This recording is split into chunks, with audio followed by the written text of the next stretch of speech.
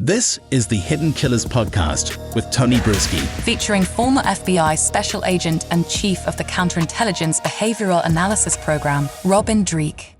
Alex Murdaugh doesn't look like he's going to be seeing the light of day other than in a prison yard for pretty much the rest of his life.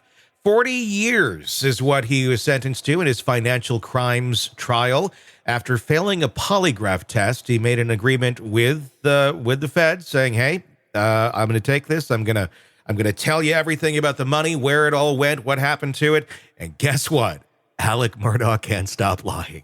I don't think anyone was surprised by this, but I think it probably did play a role in them choosing to give him the heftiest sentence they possibly could. 40 years in a federal prison for these financial crimes. Dreeke, retired FBI special agent, joining me to discuss. Are you at all surprised by this latest development in the world of Alex Murdaugh?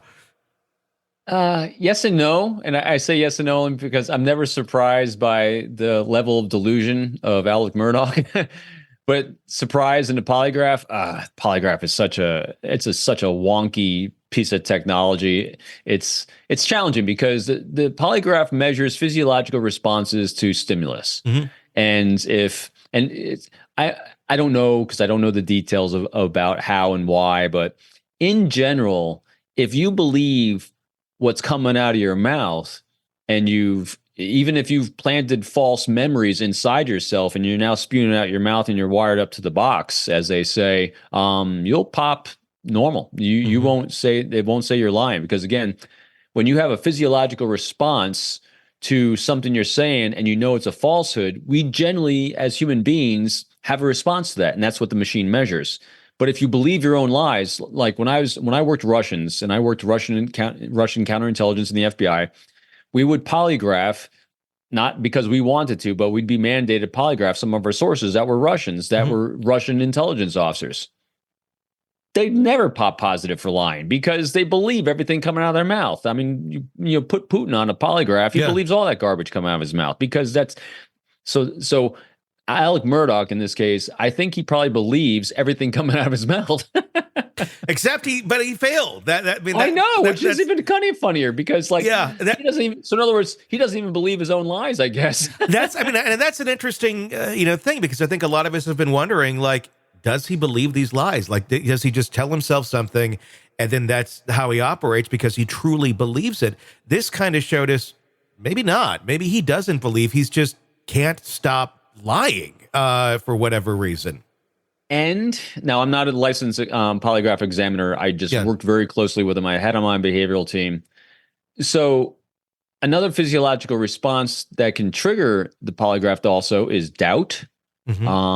They call it Catholic guilt. They'll say, I've known agents that are great friends of mine that have failed a counterintelligence polygraph, even though they've done nothing wrong, but they think the question is so important, it'll pop.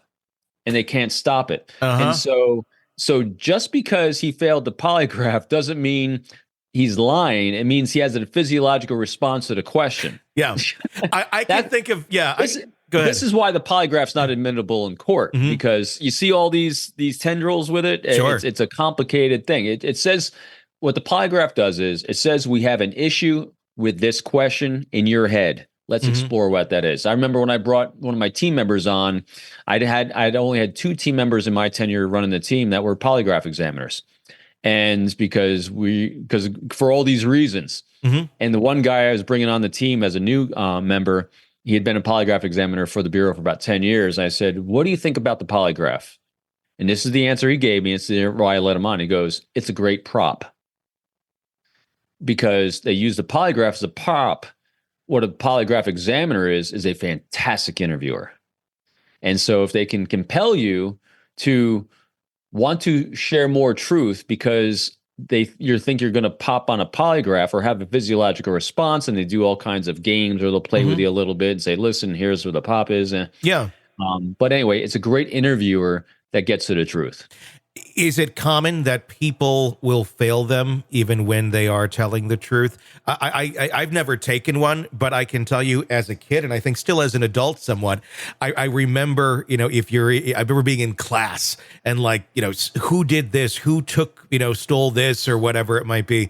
I would always be the one, and I never did those thI but I would be running through my mind, and I'd look guilty because I'd be like, gosh, I hope they don't think it was me. I mean, I wouldn't do that, but I would have that perception. I still feel like that. It's the Catholic guilt. In my case, it was the Lutheran guilt that had that going on, and it's just kind of ingrained in you from a childhood. I think with a lot of us of like, whoa, So I do wonder, how common it is that people do fail these things when they are in fact telling the truth. I don't know the stats on that one.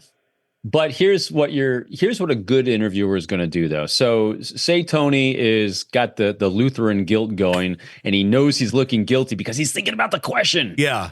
Well, what a good interviewer does already is they've established a baseline of what your normal is, just like we do. We talk about arcs and baseline. Then they'll ask you what's called a control question or two, where they're going to say, a common one is, hey, did you ever, when you were growing up, take some money maybe out of your mom's purse or out of your dad's wallet? Something that kind of, so we're going to get a little bit of a deviation from our baseline and see what deception looks like to you, or what a little bit of trauma or that Lutheran guilt looks like. Yeah.